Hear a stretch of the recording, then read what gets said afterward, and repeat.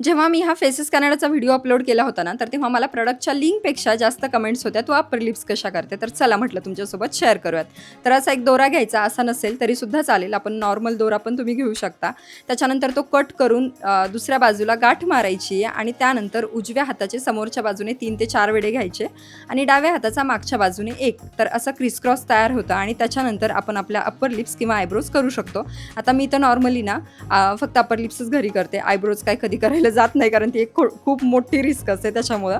त्याच्यानंतर मनूचं कपाट आवरायचं होतं आणि त्याच्यामध्ये जेव्हा पण मी हा सेक्शन ओपन करते ना, तेव्हा असंच मला काहीसा मेस दिसतो आणि त्याच्यासाठीच मी तिच्या हेअर ॲक्सेसरीजसाठी एक ऑर्गनायझर ऑर्डर केलं होतं. तर म्हटलं चला बघते हे पण कसं आहे. त्याच्यामध्ये ना छोट्या बीड्स असतील किंवा मग hair clips, rubber, belt, goggle एकदम व्यवस्थितपणे मावतात आणि एकदम छान प्रकारे ऑर्गनाईज होतं. फक्त बेल्ट ना थोडे हेवी झाल्यामुळे हे असं काहीसं होतं आहे.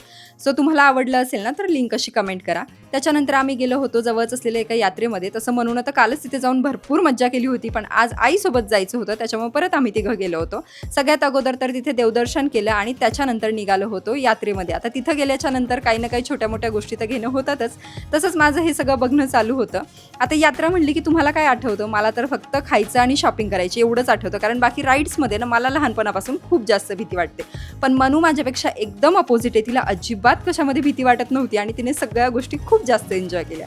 चला भेटू नेक्स्ट व्हिडिओमध्ये. तोपर्यंत बाय.